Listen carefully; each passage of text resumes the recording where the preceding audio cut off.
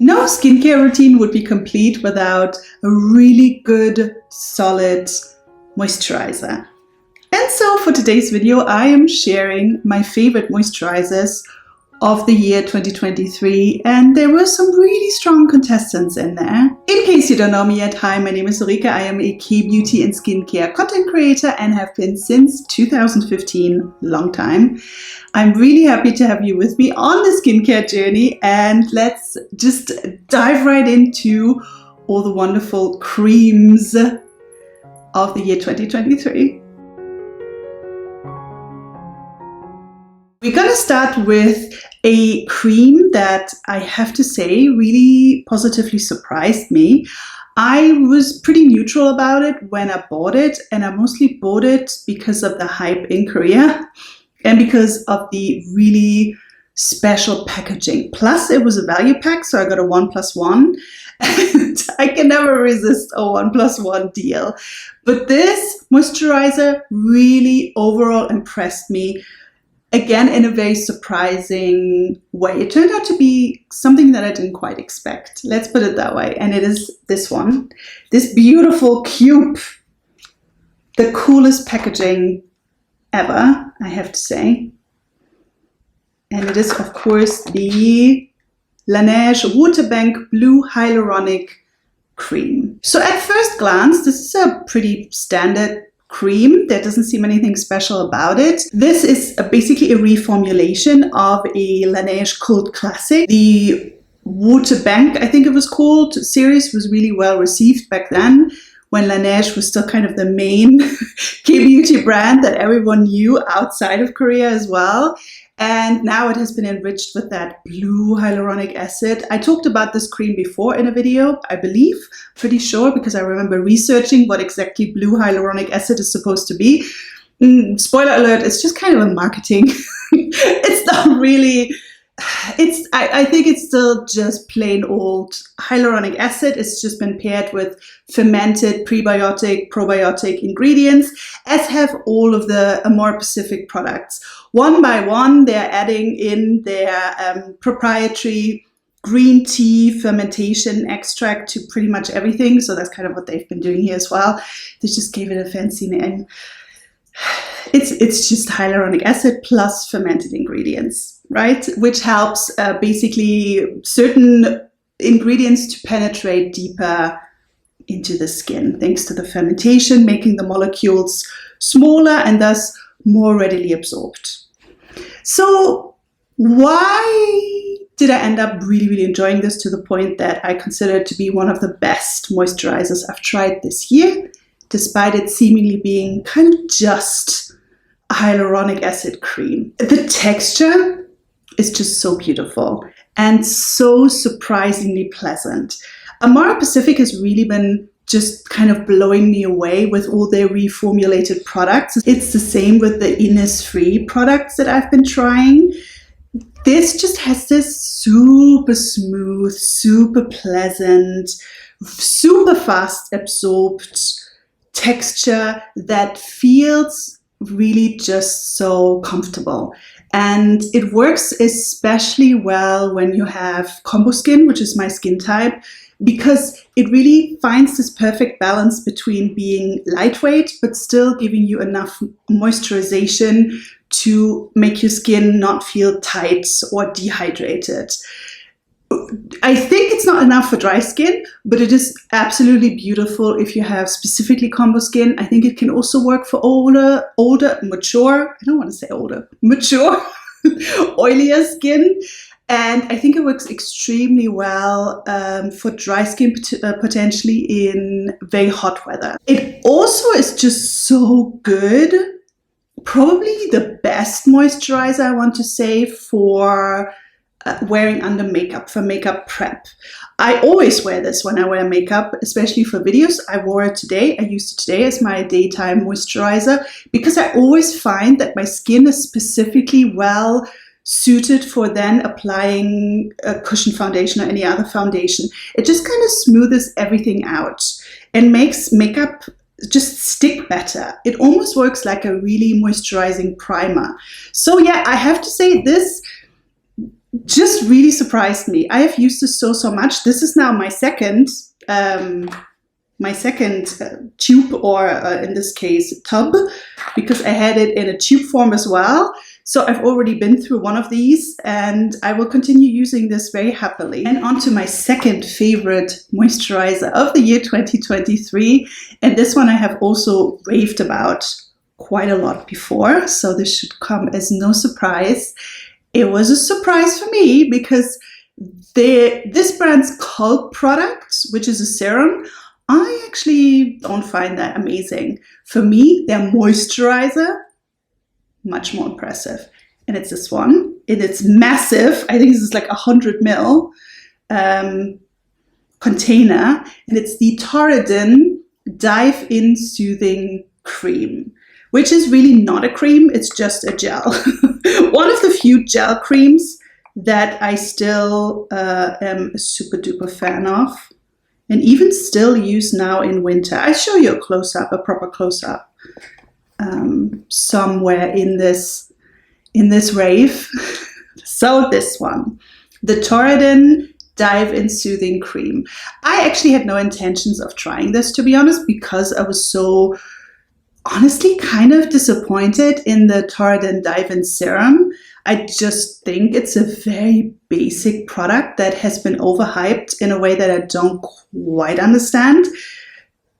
It is fine. It's okay as a hydrating serum, but given that everyone's like, oh my God, it's the best, I just kind of don't quite understand what makes it so exceptional. To me, it's the same hydrating serum as 100,000 other hyaluronic acid serums. So I wasn't really interested in the cream. I just didn't think it would be anything special. But I actually got a little sachet in one of my Olive Young orders as a sample. So I thought, you know what, I might as well try it. And after the first use, I was like, okay, I'm going to get the full size. Okay, I get it now. I understand. This I fully understand. Because it's so nice. Texture-wise, it's super nice, but especially what it does for the skin. And this was during summer, so it was kind of also just perfect timing because it works so well as a very, very light summer moisturizer. My skin just kind of soaks it up. It really helps if you're very dehydrated. But, and here's the difference I find to their serum, it doesn't just hydrate, it also smoothes. And above all else, it plumps up skin really noticeably. And as someone, again, who's in her 40s, I told you I'm going to talk about my age a lot. It's just on my mind. It's just what happened shortly before my birthday. As someone in my 40s, you kind of lose, I want to say, volume. You just kind of, everything kind of sags and you just don't look as plump anymore. So I really appreciate the plumping effect of this so much. This works very well for oily skin, combo skin, and if you have super dehydrated skin. It is a very sensitive skin-friendly formula, fragrance-free, alcohol-free, and so sensitive skin can definitely also use this. I do think it's not enough for dry skin. For anyone else, this is just beautiful, especially if you want smoothing, plumping, and really deep hydration. It's a gel texture, so it will just not give you as much intense moisture, but this is one of those gel creams that I surprisingly still can use, and I'm still okay with it. I don't ever feel that it doesn't give me enough of what I need from a cream. This third moisturizer is a bit of a special case in that I actually don't use this on its own as my main moisturizer. It's kind of more like an overnight add-on, shall we say. Because technically I think this cream is more meant for younger people. But it just does something very special that I still don't fully understand how it can do it, but it does it. So I'm talking about this cream, which I've almost used up. There's hardly anything left in there. And it's the INNISFREE Retinol Cica Barrier Defense Cream. You probably can't see much because it's white and I'm using a lot of lighting because it's very dark outside. It's so horrible. Guys, mid-December in Germany, it's not for the faint of heart. It's just, it never gets light. But I'm also going to show, of course, the texture shot. I have raved about this quite extensively in another video as well. So I'll link the video somewhere here so that you can check out that rant, where I also talk more about the amount of retinol in it and get a little bit more specific about what's in it. So here's the thing about the retinol ampoule and cream, and I think they have a balm as well from INNISFREE. The amount of retinol that is in it should not, in fact, have much of an effect on the skin because it's completely negligible. It's a very, very tiny amount. I'm not enough of a scientist to know whether or not it still kind of cumulatively does something for the skin, but it should be a higher dosage, especially for more mature skin, to really make much of a difference. Which is why I've always been skeptical about the retinol product. I've kind of avoided trying the ampoule, even though it is very, very popular. But the cream, I thought, you know what, I'm just going to give it a shot. It looks kind of interesting, a retinol cream, and I see more and more of these low dosage retinol products appearing on the Korean beauty market. So I thought, you know what, to understand the trend, and because INNISFREE has kind of been really impressing me lately, I'm just going to get the cream. And it was on sale as well. So I was like, you know what, why not? Let's just try. And I really love this. Again, almost used it up. Will probably repurchase because it just is so surprisingly good as an anti-aging treatment. Whenever I use this, and this happened from day one, so I'm still thinking it cannot be the retinol. It is something else in here that does this, and I'm not quite sure what. Are the hydrating ingredients just so good? Is it the Cica? I don't even know. Whenever I use this, and I use it kind of overnight, again, as more of a treatment, because it's not enough. It has a very light gel texture, so it's not enough as a single moisturizer. So what I usually do is I use it after I do my facial oils and my massage and everything, which I do every night, my face massage. And then I put this on and then seal it off with a thicker cream. Every time I use this, my skin the next day looks so much smoother and more youthful. I don't know how else to even say it. It really just kind of smooths everything out.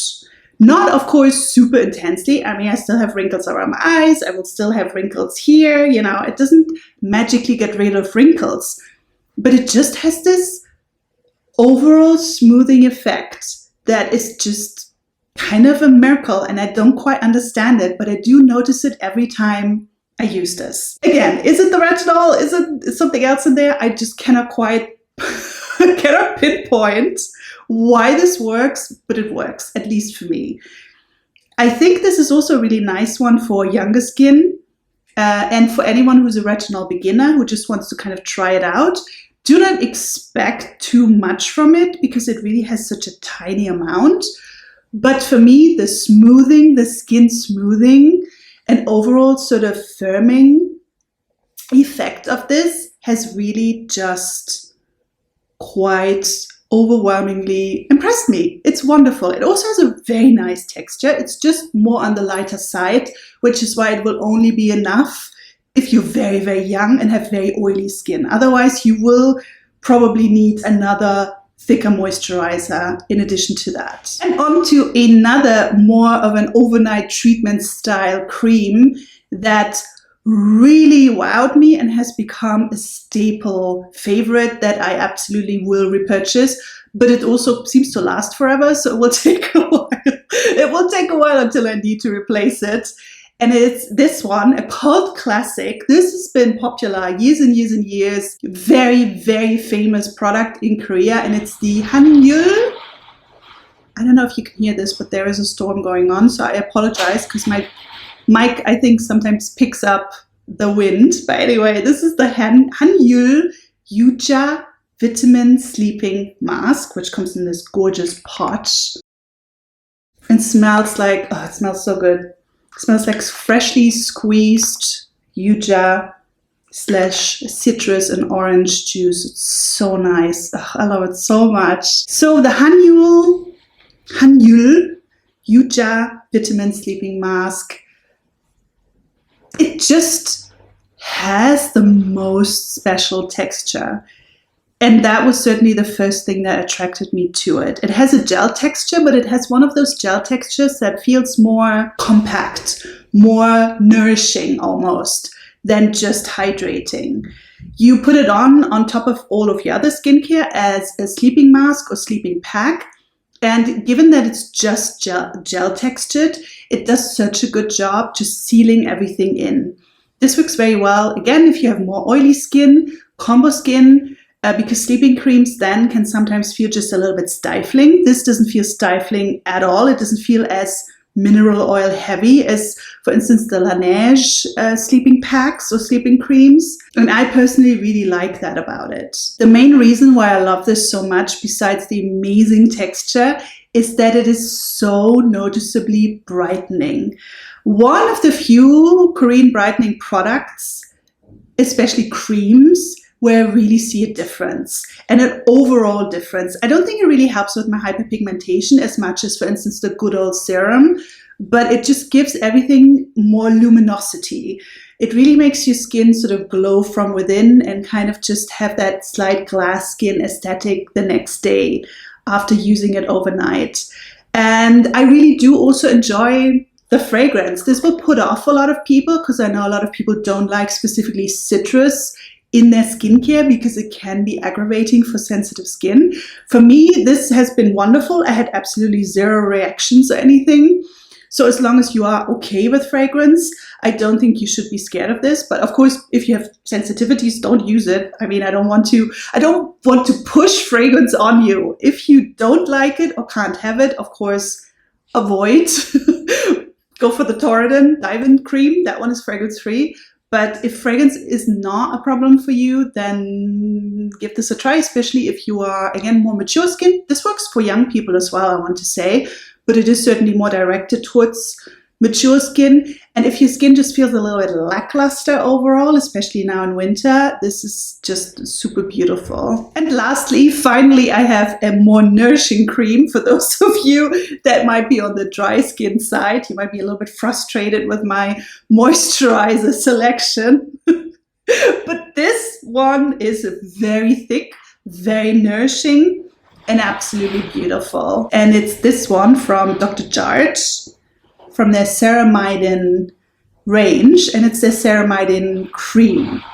It doesn't actually have any other name, it's just Ceramidin cream. Short and sweet, which we don't often get from Korean brands. Though technically this is not Korean anymore, because Estee Lauder bought it, so technically it's American now. So as you might be able to tell, I have used this quite a lot. I'm actually, in fact, almost done with it, which is a shame, because I got this from TK Maxx and it was quite cheap. So it was a really good bargain, but I'm not sure if I can repurchase it because usually it's quite expensive, especially here in Europe. So the Ceramidin range really is basically one of the main bestsellers of Dr. Jart. The liquid, the toner is also very popular, and this cream is very popular. I just bought it on a whim again because it was like a value pack at TK Maxx. Which is what it's called here in Europe. It's not called TJ, but TK Maxx. It was like, I think 20 euros, and usually the cream alone costs something like 50 euros. So I was thinking, you know what, I might as well try. Why not? Why not? And this cream really blew me away straight away. I don't always do well with thicker creams and with very oily or oil-based creams or balm-like creams because they can break me out. Still, even at 40 plus, I still sometimes get breakouts, and I still have to be very careful with, again, certain oils and waxes. They can just be a trigger, and shea butter as well sometimes is a trigger. Sometimes it is and sometimes not. I still haven't quite figured out why, but I was just a little bit cautious when I first used it. But I didn't need to be because it's just beautiful. Very thick, but once you apply it on your skin, it just kind of melts into the skin in a very pleasant way and does not feel too heavy at all. And it really does create a bit of a of a shield, sort of a velvety shield against moisture loss.